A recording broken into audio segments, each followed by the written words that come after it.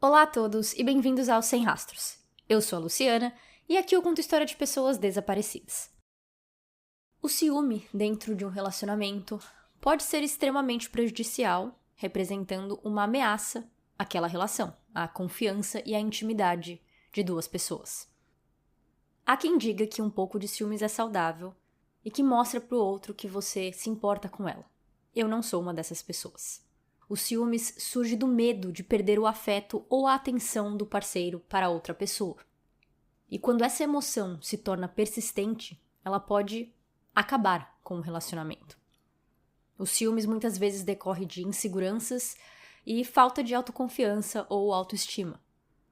Com isso, eles projetam essas ansiedades em seus parceiros, suspeitando de traição, infidelidade, paquera e assim vai. Isso pode levar a constantes questionamentos, brigas, acusações, minando a confiança e o respeito que é essencial para um relacionamento saudável. Além disso, o ciúme cria uma dinâmica tóxica, onde um se sente sufocado e controlado, enquanto o outro se sente sufocado e desconfiado. E quando alguém se sente sufocado, é necessário fazer algo para aquele sentimento, para aquele sufoco ir embora. E para uma pessoa que por causa de ciúmes se tornou cega, às vezes a morte é a única solução. Sejam mais uma vez bem-vindos ao Sem Rastros. Hoje eu conto a história de Michelle Lay.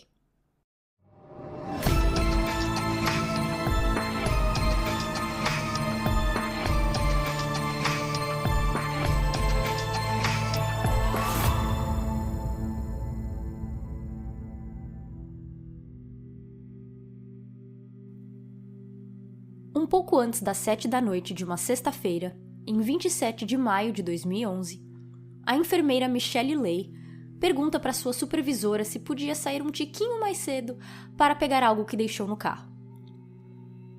O seu intervalo, ou recreio como eu chamo, só começaria às 7 da noite, mas a supervisora disse que tudo bem, ela já podia ir indo e voltar quando o intervalo terminasse. Às 6h55 da tarde, uma câmera de segurança mostra Michelle atravessando uma ponte interna do hospital em direção ao estacionamento onde seu carro estava. Eu não sei ao certo quanto tempo era esse intervalo, mas eram mais de 8 da noite quando a supervisora deu falta de Michelle e percebe que ela não voltou depois da ida ao seu carro. A chefe liga para o celular dela. Nada. O último local que ela sabia que Michelle havia ido era a garagem. Então, junto a um guardinha do hospital, ela vai até lá procurar por ela e seu carro, que era um Honda CR-V branco. Enquanto ela anda pelo estacionamento, procurando por Michelle e seu veículo, ela ouve o barulho de um carro subindo a rampa do terceiro andar, que é onde ela estava. Ela olha e vê que é um Honda CR-V branco. Essa história se passa no estado da Califórnia, e lá é obrigatório ter placa tanto na frente quanto atrás dos veículos. Ao contrário de muitos outros estados, como a Flórida mesmo, onde só é necessário atrás. Mesmo assim, é bem provável que a chefe de Michelle não sabia a placa de sua funcionária, e sim apenas o modelo e a cor. Então, vendo o carro que ela estava procurando dirigindo em sua direção, ela acena, pensando ser Michelle. O carro freia de repente, começa a dar ré, faz um retorno e desce a rampa que tinha acabado de subir. A supervisora dá uma corridinha atrás, mas era tarde demais. Preocupada com o sumiço de Michelle mais o que acabou de acontecer, ela liga para a polícia. Sábado de manhã, a prima de Michelle, Christine, é acordada com uma mensagem de um amigo de Michelle, Scott, dizendo que ninguém sabe onde está Michelle e que estão procurando por ela. Christine não liga muito de primeira, pensando que a prima deve ter saído à noite com amigos. Michelle sabia equilibrar bem o profissionalismo e viver a vida, então Christine sabia o quanto ela gostava de sair para night e festas. O irmão de Michelle, Michael, também recebe uma mensagem de Scott falando a mesma coisa, que ninguém sabia do paradeiro dela. Assim como Christine, ele não pensou que poderia ser algo sério, acho que ninguém costuma pensar isso logo de primeira, mas ele ainda dá uma pesquisada. Ele entra no Facebook de Michelle, que mostra que ela tinha planos de viajar com algumas amigas. Então Michael manda uma mensagem para essas amigas para ver se elas estavam em contato com a irmã dele. Michael continua seu dia normalmente, indo trabalhar como motorista de ambulância, achando que logo teria notícias de Michelle. Eu não achei nenhuma fonte se essas amigas responderam ou não. Mas um tempo depois, a supervisora de Michelle do hospital liga para Michael, agora sim o preocupando, depois que ela conta a história do carro fugindo na noite anterior e tudo mais. Nisso, tanto ele quanto Christine, além de familiares e amigos, já tinham cansado de tentar ligar para Michelle, sem sucesso. Naquela sexta em que Michelle desapareceu, 27 de maio de 2011, era o último dia dela nesse estágio no hospital e era necessário ela ficar até o final para o estágio ser computado e validado. Não fazia sentido ela ter ido e trabalhado todos os dias até então para perder tudo nas últimas horas oficial do emprego. No dia seguinte, sábado, menos de 24 horas desde o desaparecimento, detetives procuram por pertences de Michelle no hospital e encontram sua jaqueta e bolsa com carteira dentro, dando menos peso para a teoria sempre dita que Michelle foi embora de carro por livre e espontânea vontade. A única coisa faltando era o celular. Na garagem, no local onde Michelle estacionou no dia anterior, tinha uma mancha no chão, um tanto avermelhada e um tanto parecida com sangue. A polícia passa a fita amarela para isolar a área e coleta uma amostra da mancha. Eles ficam felizes ao ver que tinham câmeras naquela garagem e, mais que isso, tinha uma bem perto, quase em cima da vaga de Michelle, apontando para aquela direção. Algo tinha acontecido ali e eles teriam a história completa com a filmagem. Como sempre, nem tudo são flores. O local do armazenamento dessas filmagens ficavam fora do hospital. Então a polícia teria que esperar um tempo até ter acesso a esses arquivos, que não seriam apenas da câmera logo acima da vaga de Michelle, e sim de todas daquele andar, da rampa, da entrada e saída, e assim vai. No total, seriam 33 câmeras com mais de 100 horas de vídeo. Com Michelle ainda desaparecida, o seu carro é encontrado. Ele tinha um dispositivo anti-roubo, então a polícia liga para a empresa desse dispositivo e pede para rastrear o carro. Eles conseguiram dar uma direção geral de onde ele estava, e às 9h30 da manhã desse sábado, o Honda CR-V branco de Michelle é encontrado num estacionamento de um prédio apenas a algumas quadras de distância do hospital. O estacionamento do hospital era fechado, com rampas, mas o do prédio, ou complexo de apartamentos, como chamam nos Estados Unidos, é tudo no térreo a céu aberto. O carro estava trancado e sem sinais de briga ou manchas externas. Quase 1 da tarde, ainda no sábado, com a investigação apenas começando e tomando rumo, Michael, o irmão de Michelle, entra correndo na delegacia procurando pelo detetive encarregado do caso e, ofegante, diz que tinha acabado de receber uma mensagem de texto de sua irmã. A mensagem dizia: "Eu não estou desaparecida, meu celular tá estranho, ele deletou todo o conteúdo. Todas essas chamadas e SMS de vocês estão acabando com minha bateria. Eu quero ficar sozinha." O detetive encarregado não acredita que o SMS foi escrito por Michelle e envia uma mensagem dizendo que, se é realmente ela, é obrigatório que ela ligue ou vá na delegacia conversar com ele para que eles possam ter certeza que ela está bem e fechar o caso de seu desaparecimento. Michelle responde em minutos dizendo que precisa achar um carregador para o seu celular e que seu carro estava dando problemas. Porém, a polícia já tinha encontrado o Honda branco de Michelle nessa hora, e a pessoa que estava mandando as mensagens não sabia. Por um período de 3 horas, tanto Michael, Scott, Christine, o detetive, quanto outros amigos receberam mensagens no celular de Michelle que diziam essencialmente a mesma coisa. "Eu quero ficar sozinha. Eu tive uma noite ruim ontem. Eu não quero falar com ninguém." E então, as mensagens pararam completamente, com a última delas dizendo: "Eu estou doente." A família de Michelle de San Diego, na Califórnia, dirigiram às 7 horas até a cidade de Hayward, também na Califórnia, onde Michelle estudava e trabalhava, para ajudar nas buscas e distribuir flyers. E enquanto a polícia esperava pelas filmagens do hospital, entrevistas com esses parentes e amigos são feitas. Todos conversam com a polícia, cada um dando um pouco de luz sobre quem era a Michelle, sua vida, rotina, interesses. A polícia começa com perguntas básicas. Como andava a saúde mental dela? Ela tinha depressão, bipolaridade ou algo? Como andava a vida amorosa?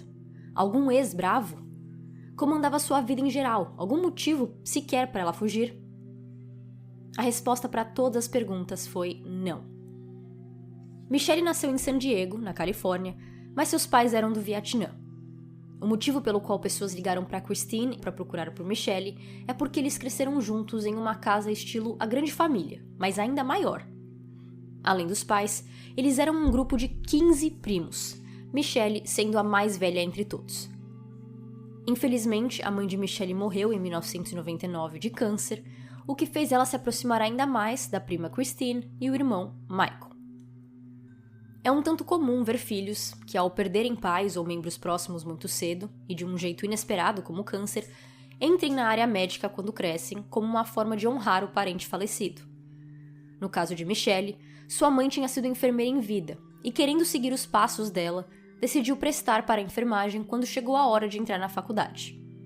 Ela foi aceita em um curso de enfermagem de uma faculdade na cidade de Hayward. Ela era conhecida como ótima aluna, competente, esforçada e conseguiu o estágio como enfermeira estudante num hospital local, onde ela trabalhava na ala da maternidade.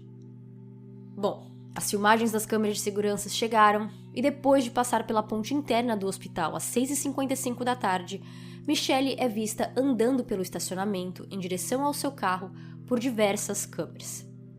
Os detetives iam mudando de câmera ao passo que ela ia andando e entrando e saindo de foco, mas todas só mostravam ela andando.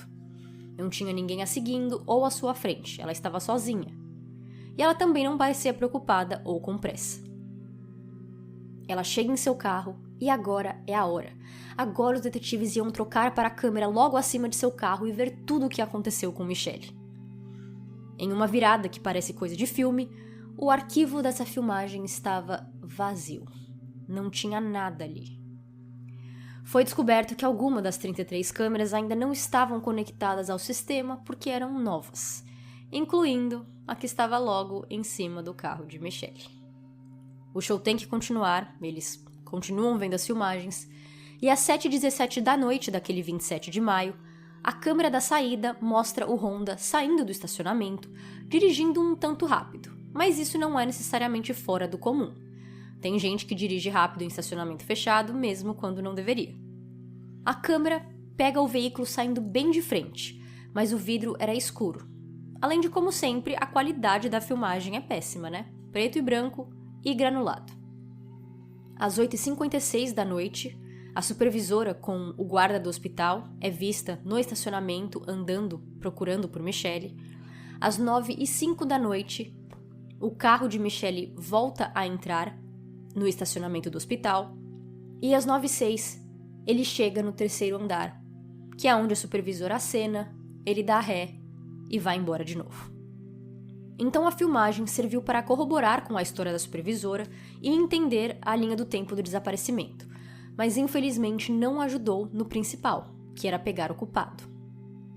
Enquanto isso, o carro também estava sendo examinado forensicamente e do lado de fora tinha sujeira de terra e galhinhos, folhinhas, que são encontrados no pneu, indicando que ele foi dirigido por áreas mais rurais. Dentro do veículo não tinha nenhuma digital, nem mesmo de Michelle. Alguns fios de cabelos foram encontrados e teriam que ser analisados, mas só teriam utilidade se tivesse raiz, já que a ciência por trás de cabelos sem raiz e apenas comparando um fio com outro não tem embasamento e nem sempre é aceita em julgamentos, como eu comentei no caso de Jessica Deschan. Mas o terceiro e quarto achado foram decisivos para essa investigação. Detetives encontram sangue e um crachá dentro do carro. No banco de passageiro tinha um crachá de identificação da faculdade que Michelle estudava. Mas não era o crachá de Michelle. Tanto a foto quanto o nome eram de uma pessoa completamente diferente. Eu assisti 2 documentários sobre esse caso como pesquisa. Um deles não falava o nome da pessoa e o outro falava.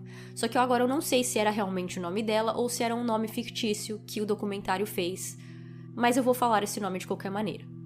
O crachá estava no nome de uma moça chamada Katie Miller. Estava escrito professor assistente embaixo do nome de Katie. Então, os detetives ligaram para sua faculdade e perguntaram: quem é essa pessoa? A secretária precisa de 1 minuto para pesquisar, pois só pelo nome ela não reconhece. Então ela diz: Katie é uma professora nossa que ainda não começou a trabalhar conosco. Na verdade, naquele momento, Katie estava no Havaí e começaria a lecionar apenas na semana seguinte. Passado alguns segundos depois da secretária falar isso pro detetive, ela diz: "O crachá dela sumiu. Ele estava na minha mesa e não está mais." A partir da hora que os detetives abriram o carro de Michelle e viram sangue, eles se fecharam com a família Lay e pararam de dar qualquer informação.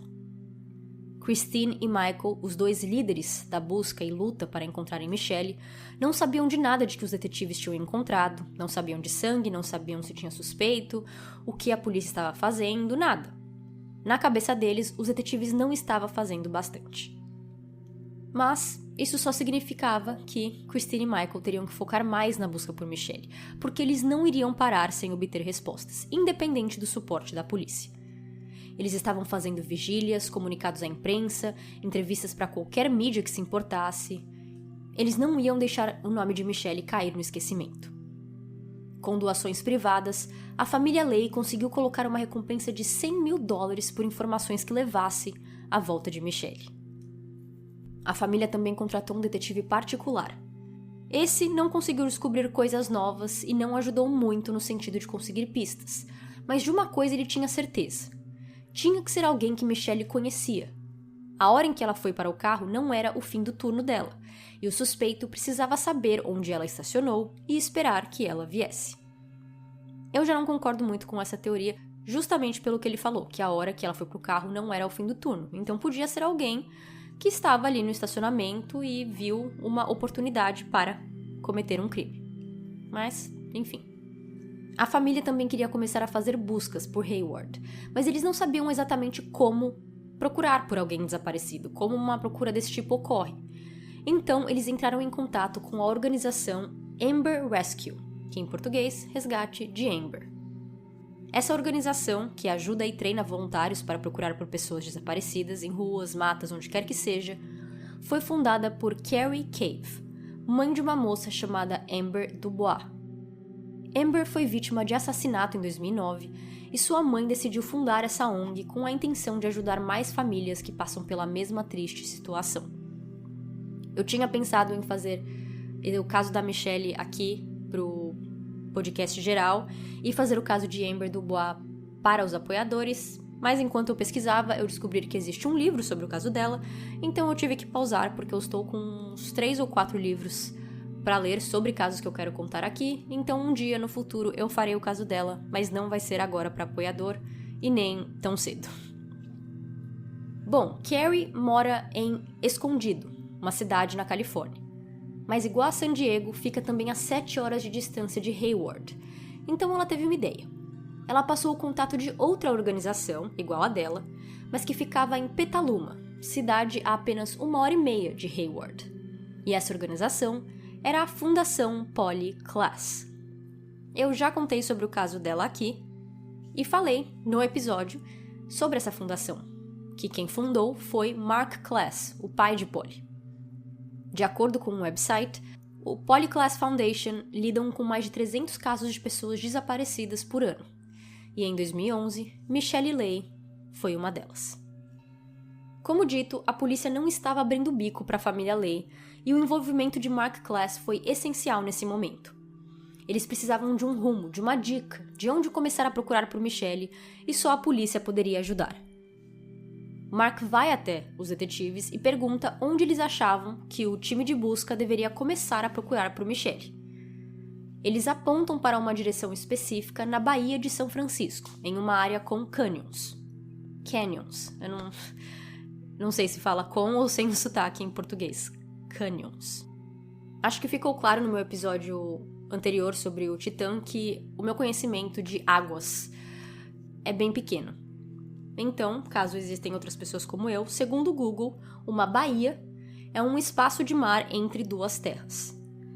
Aqui na Califórnia, São Francisco fica de um lado e Hayward do outro lado dessa água, dessa baía.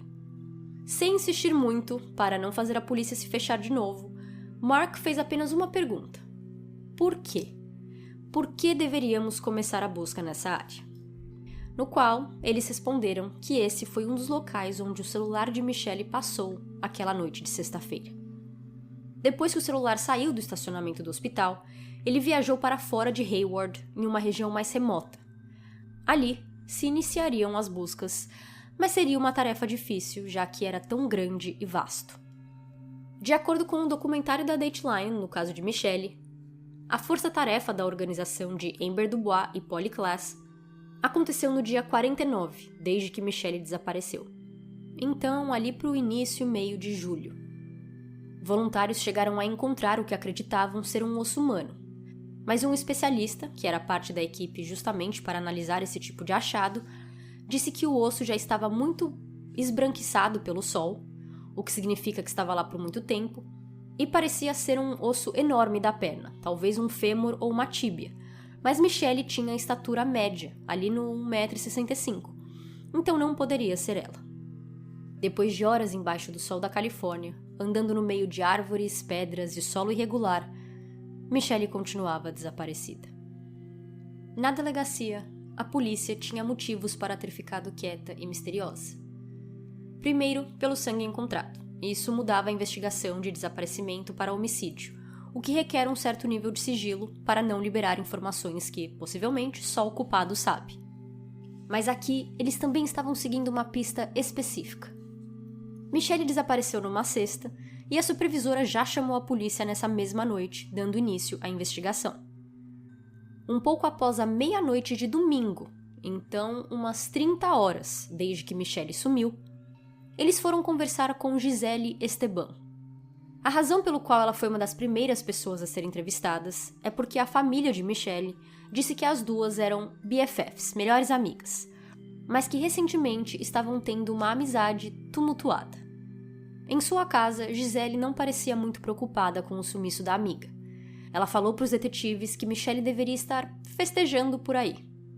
Sentindo uma certa animosidade, eles pedem para continuar com a conversa na delegacia, no qual Gisele aceita. Usando um moletom com capuz e colocando uma ou as duas mãos no rosto por todo o tempo, a entrevista na delegacia continua e Gisele explica melhor seus sentimentos por Michelle, que estavam longe de ser aqueles que uma melhor amiga sentiria. Quando perguntada do tal relacionamento tumultuado, Gisele diz: "Ela era minha melhor amiga até ela dormir com o meu ex-noivo, Scott. Ela cometeu um erro, Scott cometeu um erro. Nós ainda estávamos juntos e eles cometeram esse erro 2 vezes." Ela também diz que viu Michelle no dia em que ela desapareceu, porque ela foi no mesmo hospital que ela trabalhava para um exame de rotina. Gisele estava grávida de 3 meses de seu segundo filho, porque ela já tinha uma filha com Scott, o seu ex-noivo. Ela disse que quando viu Michelle, ficou muito chateada, mas se esforçou para manter a calma para não perder seu bebê. Ela fala que foi diagnosticada com mania depressiva, que, pelo que eu encontrei, hoje é chamado de transtorno bipolar, e que tomava lítio como tratamento, mas que havia parado de tomar desde que engravidou para não dar nenhum problema para o bebê. Menos de 2 dias do desaparecimento, e a polícia estava desconfiadíssima de Gisele, mas eles não tinham nadinha de nada que a conectasse ao crime naquele momento. Além de que, ela era uma mulher baixa, com 1,55 m de altura e grávida. Ela sozinha conseguiria matar e desaparecer com o corpo de Michelle? Isso era realmente possível? Assim como o estacionamento do hospital, a faculdade de Michelle inteira também era equipada de câmeras. E vou dizer que são câmeras boas, para ser de câmera de segurança em 2011, viu? Eram coloridas e um pouquinho menos granulada que a maioria das que vejo. Também temos o crachá, que foi achado. Toda vez que alguém usa esses crachás na faculdade para abrir uma porta, ele deixa um registro de hora e entrada de saída e por quais portas passou. 26 de maio de 2011, um dia antes do desaparecimento de Michelle, alguém usou o crachá de Katie Miller às 7h05 da noite. Na câmera, você vê uma mulher, cabelos longos pretos, se afastando da câmera, usando um jaleco. Michelle tinha cabelos longos, pretos e lisos. E na filmagem só se vê a mulher de costas, então ainda não tem como oficialmente saber se aquela é Michelle ou não. Rebobinando, às 5h19 da tarde, 2 horas antes, o crachá foi usado para abrir a mesma porta. Parecia ser a mesma mulher, mas agora sem o jaleco e ainda sem poder ver seu rosto, pois ela estava de costas para a câmera e de boné com rabo de cavalo. Em um dos corredores da universidade, essa moça tenta abrir 3 portas, mas todas estavam trancadas, porque eu acho que foi antes dela pegar o crachá. Quando ela vê uma porta aberta, ela anda devagar, vê que tem alguém lá dentro, então ela sai correndo. Ela obviamente está se escondendo e tentando fazer algo em segredo. Outra filmagem mostra ela dentro de uma das salas de computador, uma das salas de aula, e para entrar nesse tipo de sala é só com o crachá. Então essa filmagem foi depois que ela roubou o crachá. Ela deixa as luzes apagadas da sala e parece que ela está procurando por algo. É nesse momento que ela pega o jaleco, vai até a mesa dos professores e pega a lista de alunos da turma, que é um fichário que tem informações dos alunos, fotos, datas e turnos deles no hospital onde Michelle trabalhava. A polícia continua voltando nas câmeras, rebobinando, para ver onde a garota estava indo e vendo onde começou tudo isso. Eles voltam e veem a mesma garota agora pela manhã de 26 de maio, chegando na área do escritório da secretária onde ficava o crachá da Katie Miller. Um funcionário deixa essa moça entrar na área, ela espera um pouco e quando a secretária sai da sala, ela entra no escritório. Segundos depois, ela sai. Nisso, ela finalmente anda em direção à câmera. E é aqui, granulado, pixelizado, que os detetives veem o rosto de sua suspeita, que eles reconhecem na hora, Gisele Esteban. Essa secretária disse para os detetives que Gisele apareceu no dia anterior a Michelle sumir e que Gisele disse que estava interessada em fazer parte do curso de enfermagem e queria mais informações. Aparentemente, ela queria falar com alguém específico que ainda não estava no escritório, então a secretária falou que essa pessoa chegava às 9 da manhã e que a Gisele podia esperar ali na sala de espera sentada. Nesse meio tempo, a secretária saiu da sua salinha, para fazer tarefas, coisas a ver com seu trabalho, e quando ela voltou, Gisele falou que não precisava mais falar com aquela pessoa e que ela ia voltar no outro dia e rapidamente foi embora. E essa não é a única câmera que estraga o plano perfeito de Gisele aqui. Em um caso do século XXI mesmo, ela foi pega pelas câmeras de segurança. Então, no dia 26 de maio, ela é vista na faculdade de Michelle, roubando um crachá e usando esse crachá para entrar em salas de aulas e locais que só pessoas autorizadas podiam. E no dia 28, um dia após Michelle sumir, ela é vista em câmeras de segurança de uma loja da Apple em um shopping. Ela foi até lá com um telefone, pedindo para um dos agentes ajudá-la a desbloquear aquele telefone porque a sua filha tinha bloqueado. O vendedor ajuda ela e assim que o telefone liga, ele começa a fazer barulho, chegando todas as mensagens e ligações que estavam esperando para aquele telefone ser ligado para receber. O sinal do telefone muda dessa loja da Apple para um restaurante fast food chamado Chuck E. Cheese, e a polícia vai lá, pega as filmagens desse restaurante e lá estava ela, Gisele, com o telefone em mãos. Em uma das filmagens ela está literalmente parada logo abaixo de uma câmera, só mexendo no celular, parecendo que estava mandando mensagens. Bem focada. Nesse momento, entre Apple e Chuck E. Cheese, era o momento que a família e amigos de Michelle estavam recebendo mensagens do celular dela. A polícia decide colocar um GPS no carro de Gisele para ver se ela os levaria até o corpo, mas não adiantou. Gisele não foi visitar onde seja lá que ela se desfez do corpo de Michelle. Isso se Michelle estava morta, o que claramente a esse ponto, depois de todo o sangue encontrado, era o mais esperado. Como eu mencionei antes, a polícia, por mais que eles sabiam com certeza absoluta que Gisele estava envolvida no sumiço de Michelle, eles ainda não sabiam se acreditavam que ela estava nisso sozinha ou com mais alguém. E a primeira pessoa que eles pensaram foi Scott, o ex-namorado de Gisele e amigo de Michelle. Eles tinham conversado com ele lá logo no começo das investigações e não viram motivos nenhum para suspeitar dele, para focar nenhuma investigação nele, mas ele continuou ali, justamente por ter esse envolvimento com a Gisele.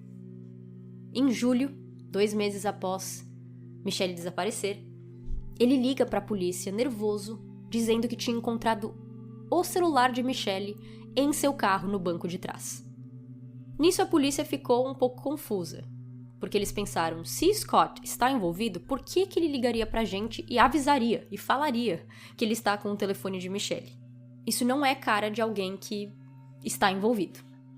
Mas bom, eles foram conversar um pouquinho mais com Scott e descobriram que ele tinha 80% da custódia de sua filha com Gisele e que ele também tinha recentemente feito uma ordem protetiva contra sua ex-namorada. 4 dias antes de Michelle sumir, ele e sua família foram acordados pelo alarme de seu carro e ele saiu de casa para ver o que estava acontecendo. Quando ele saiu, ele ouviu sua mãe gritando de dentro de casa, então ele voltou para dentro e viu que Gisele estava em seu quarto mexendo em seu computador. E esse tinha sido o motivo que ele pegou uma ordem protetiva. Mas Scott tinha muito mais para falar. 4 meses antes de tudo isso acontecer, ele e Gisele tiveram uma briga, ou melhor, Gisele estava brigando com ele, e ele decidiu gravar essa conversa que ele passou para os detetives, e Gisele estava falando coisas violentas, horríveis. Okay, well then fine. Starting from now, we are going to be honest about Michelle.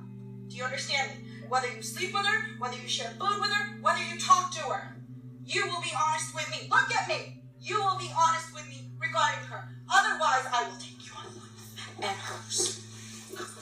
And you can take that to the grave with you. Why? Why? Because you lied about her so many times, it's hard to believe that you could sleep with her and knock her out. You deserve to die for your lies, as does she, and you will. If you do it again, this is your last and final. Why? Do you understand me? It's your last and final one. O que vocês acabaram de ouvir é Gisele falando com Scott. Ela disse: começando agora, nós vamos ser honestos sobre Michelle. Você entendeu? Eu quero saber se você dormir com ela, se você dividir comida com ela, se você simplesmente falar com ela. Você vai ser honesto comigo. Olha pra mim. Você vai ser honesto comigo sobre ela. Senão eu vou tirar a sua vida e a dela. E você pode levar isso com você pro caixão. Por quê?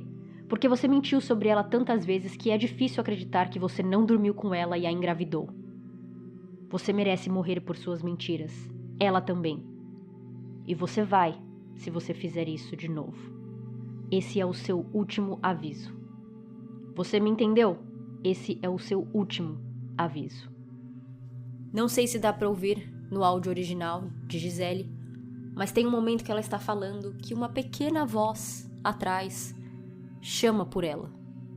Mas não chamando por Gisele, e sim chamando por mãe, mom. Ela estava falando essas coisas, ela estava ameaçando Scott, o pai de sua filha, com sua filha no banco de trás do carro. E quando ela vira para falar com a filha, depois disso tudo que vocês ouviram, ela fala: "Que foi, filha? Tá tudo bem? É que o seu pai fica mentindo pra mim. Eu não aguento mais." Ela muda de voz quando ela fala com a filha dela. Ela ainda faz uma pergunta tipo: "Oi, filha, o que você quer?" Como se tivesse surpresa que a filha está com medo ou não tá gostando daquela situação. Uma pessoa completamente fora da casinha. E aqui mesmo nesse áudio ela fala: "É difícil acreditar que você não dormiu com ela." Ele explicou que esse triângulo amoroso estava só na cabeça de Gisele, porque ele e Michelle eram apenas amigos. E, por um tempo, Michelle também teve namorado.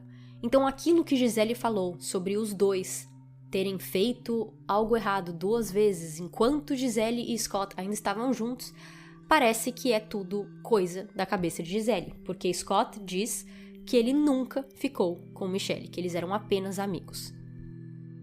Não importa se Scott dizia que ele não ficou com Michelle, não importa se Michelle falava isso, Gisele tinha colocado em sua cabeça que o motivo de seu relacionamento não ter dado certo com Scott era por causa de Michelle. Depois disso, em pouco tempo, a polícia começou a ter tudo o que precisava para prender sua suspeita. O cabelo encontrado no carro tinha raiz e era de Gisele Esteban. Porém, isso em si não era uma prova muito boa, porque as duas se conheciam, as duas eram amigas em um certo momento, então o cabelo dela estar no carro não era assim uma grande prova. Mas no momento, nessa situação, para a polícia era uma boa prova. Eles foram ver o celular de Gisele, além do de Michelle, e viram que os dois estavam nos mesmos locais na sexta noite. Os detetives também tinham sido espertos, logo lá naquele domingo em que eles foram conversar com Gisele pela primeira vez. Quando eles chamaram ela para ir para a delegacia, ela disse que queria trocar de sapato, ou algo assim. E eles falaram, não, vem com esse sapato mesmo, e parece que eles conseguiram pegar esses sapatos como prova. Eu não consegui entender direito em que momento isso se deu, mas eles conseguiram pegar esses sapatos que ela estava usando, justamente pensando que se ela é uma suspeita, e se ela fez isso, ela pode ter usado esse sapato no dia em que Michelle desapareceu, e eles estavam corretos. Eles acharam sangue nesse sapato e o sangue era de Michelle. E a última prova veio de um lugar um tanto inesperado, que veio de um padre. Esse padre falou para os detetives que uma mulher foi até ele, na igreja, e pediu por perdão por algo que ela ainda não tinha feito. Ele perguntou se ela queria ir até o confessionário, e ela disse que não, então os dois conversaram na igreja mesmo, numa área, tipo num jardim que eles tinham. E é por isso que o padre pôde falar essas coisas para os detetives, porque, pelo que eu entendi, se fosse no confessionário, seria sigilo. Ele não teria falado. Mas, acima de tudo, o padre disse que essa moça estava usando um jaleco. Então, agora sim, com as torres de celular, com as câmeras de segurança, com o cabelo dela no carro e agora com sangue em seu sapato, Gisele era a culpada por esse crime e só ela, sozinha. 3 meses e meio depois de Michelle desaparecer, em 7 de setembro, dia da independência do Brasil, por acaso, Gisele Esteban é presa. Por pior que tivesse a relação das duas amigas, a família não esperava que fosse Gisele, porque Michelle sempre foi amiga de Gisele. Pode ser que ela via Michelle como inimiga, mas Michelle não. Mesmo com altos e baixos, ela sempre viu Gisele ali como sua amiga. E a amiga traíra tinha acabado de ser presa pelo assassinato de Michelle Lay, mas a polícia ainda não tinha um corpo. A família Lay continuava fazendo buscas, e numa dessas buscas, 10 dias depois de Gisele ser presa, Carrie Cove, a mãe de Amber Dubois, participou dessa busca e levou um cão farejador em treinamento com ela. Assim que a busca começou, a cachorra deu de correr sem parar e Carrie foi atrás dela. A cachorra fica quietinha em um lugar, então Carrie aproveita que ela deu uma parada para colocar a coleira nela, que ela ainda não tinha conseguido porque ela tinha saído correndo. Quando Carrie se ajoelha para fazer isso, ela vê um barbante no chão com ossos do lado. O cão farejador, que era fêmea, tinha encontrado Michelle e por isso ela começou a correr. Seu corpo estava muito decomposto para uma causa de morte, mas ela ainda estava usando o seu uniforme de enfermeira do hospital. Christine disse que o jeito que ela descobriu que tinham encontrado Michelle foi porque um repórter ligou para ela. Porque Christine ela estava participando das buscas, mas ela ficava parada num lugar. Ela estava ajudando os voluntários, ela ajudava com ligação, ela não estava ajudando a andar e procurar em si. Então, de alguma maneira, entre Carrie achar o corpo e essa notícia voltar para Christine, alguém já tinha informado o repórter, ou enfim, de alguma maneira o repórter ficou sabendo e ligou pra Christine pedindo confirmação, e foi assim que ela descobriu. Tanto que ela até falou pro repórter, tipo, não, a gente não achou a Michelle ainda, o que você tá falando?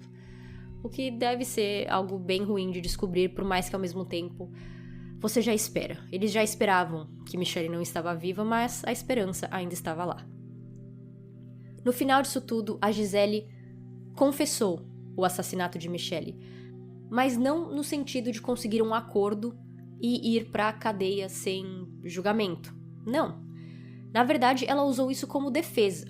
Os seus advogados disseram que sim, Gisele havia matado Michelle Lay, mas que foi no calor do momento. Porque a questão aqui era que o promotor queria ir atrás de Michelle por homicídio doloso, que aqui eles também chamam de assassinato em primeiro grau, que é quando você tem a intenção de matar e quando você planeja. E Gisele e seus advogados estavam tentando falar que não, ela realmente matou, mas foi ali na hora, espontâneo, não teve planejamento. E o motivo pelo qual isso foi feito é porque uma sentença de assassinato de primeiro grau pode ser para o resto da vida, ou 20 mais anos, enquanto um assassinato em segundo grau, ou acho que talvez no Brasil seria assassinato culposo, homicídio culposo, carregaria uma pena aqui de uns 9 anos e talvez menos por bom comportamento. Então, era como se Gisele tivesse aceitado que ela ia ser presa, então ela e seus advogados estavam tentando fazer o bastante para que ela ficasse presa o menor tempo possível.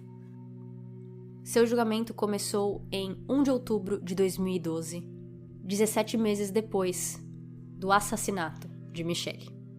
Com o julgamento terminado, o júri demorou 5 dias para voltar com uma resposta, o que fez o promotor suar, porque ele disse que o caso que tinha demorado mais na carreira dele até então tinha sido 4 dias. E quando chegou ali nos 4 dias e o júri ainda não tinha voltado com um veredito de culpado, ele achou que talvez eles estivessem com muitas dúvidas e talvez até ponderando a outra opção, que era de homicídio culposo ou assassinato em segundo grau. Mas no 5º dia eles voltaram com o veredito de culpada de assassinato de primeiro grau. Ela foi sentenciada a 25 anos de prisão. Gisele estava grávida de 3 meses, em maio de 2011, quando ela matou Michelle, e 6 meses quando foi presa. E a bebê nasceu em novembro de 2011, quando ela já estava presa à espera de seu julgamento. Não achei quem é o pai desse segundo filho em nenhum local, mas não é Scott. Scott é só o pai da filha deles. A primeira filha de Gisele e a primeira de Scott também. E para terminar, vamos falar um pouco sobre Gisele e como ela chegou nesse nível.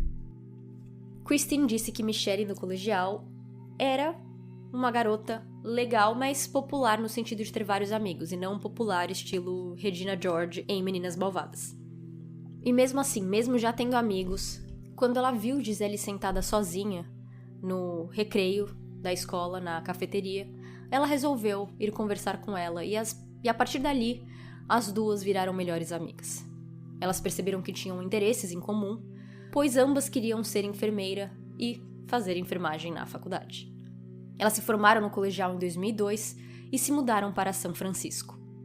Antes de cursar enfermagem, Michelle fez um bacharelado na Universidade de São Francisco e Gisele também. Mas no 2º ano de faculdade, Gisele conheceu e começou a namorar um outro estudante chamado Scott. Gisele que apresentou ele para Michelle e os 3 viraram amigos. Michelle e Scott se deram bem. Gisele acabou engravidando de Scott e em outubro de 2005 eles tiveram essa filha juntos. Isso fez ela, que tinha 21 anos, pausar seus planos porque agora ela tinha um filho para cuidar. Ela largou a faculdade e foi trabalhar em uma creche. Em 2008, com a filha com 3 anos, ela e Scott terminaram. Os dois passaram os próximos 3 anos, então entre 2008 e 2011, brigando pela filha na corte tentando custódia. Scott ganhou 80% da custódia temporária até julho de 2011, onde eles teriam outra audiência, pois Gisele estava brigando de volta, ela também queria mais custódia. Um dos motivos pelo qual Gisele tinha apenas 20% da custódia é porque ela tinha sido diagnosticada com transtorno bipolar. Então Scott tinha várias razões, várias evidências de que Gisele naquele momento não era uma boa pessoa para a filha e que a filha estaria melhor com ele. E um dos motivos que eles terminaram foi porque Scott não aguentava mais Gisele com seus ciúmes, principalmente seus ciúmes focados muito em Michelle. Essa foi a história de Michelle Lay. Christine disse que Michelle era como sua irmã mais velha, era mais que uma prima. Foi ela que conversava sobre garotos com ela, que ensinou a fazer maquiagem, que ensinou sobre moda, que ensinou aquela parte da adolescência onde um guia é tão necessário. Christine disse que Michelle contou para ela que depois que sua mãe morreu, ela estava chorando, muito triste, mas que viu Michael também chorando enquanto segurava um pertence da mãe deles, e que naquele momento ela entendeu que precisava ser uma figura materna para ele, que precisava cuidar dele, e ela então ali virou uma chavinha e fez sua maior prioridade cuidar de seu irmão Michael. E eu gostaria de terminar esse episódio com um conto, uma fábula vietnamita chamada A Mulher na Lua. Michael diz que quando ele e Michelle eram crianças, sua mãe costumava contar essa história para eles. Eu não sei se eu vou pronunciar os nomes corretos, então me perdoem. Era uma vez uma linda e gentil garota chamada Shang. Ela era esposa de um atirador chamado Howie. As pessoas estavam com muito calor, então ele atirou em 9 sóis para evitar que todos morressem por causa do calor. Então ele se tornou muito famoso por ter salvado várias pessoas. Ele tinha muitos discípulos que iam à sua casa para estudar. Até que um dia, quando ele estava indo encontrar com amigos, no caminho, ele conheceu a rainha mãe do Oeste e dela ele recebeu um elixir, uma bebida. E ela disse que se ele o bebesse, ele voaria direto para o céu. Howie ficou muito feliz com o presente, mas ele não estava pronto para ir para o céu, ele não queria deixar sua esposa. Ele trouxe a bebida para casa e deu para sua esposa guardar em um frasco lacrado. Um dos amigos de Howie sabia desse elixir e ele tinha uma mente má. Uma vez, quando Howie saiu de casa para caçar, ele fingiu estar doente para ficar na casa de seu amigo e roubar o tesouro. Assim que Howie saiu de casa, esse amigo imediatamente usou uma espada para ameaçar Shang, a esposa, e forçá-la a lhe dar a bebida. Mas ao invés de dar a bebida para o homem, ela mesmo o bebe. Milagrosamente, o seu corpo fica leve, sem gravidade, e ela lentamente segue o vento até o céu. Como o seu amor por Howie era muito grande, a rainha mãe do Oeste a deixou parar na lua, ao invés de ir direto para o céu, pois a lua é a mais próxima do mundo dos humanos, para que ela continuasse podendo ver sua terra natal. Ao voltar para casa, Howie não viu sua esposa, correu para o quarto e viu que não tinha mais a bebida. Então ele percebeu que Shang tinha sido levada para o céu. Desde então, todas as noites ele olhava para o céu para encontrar com a esposa, mas não tinha esperanças de vê-la de volta.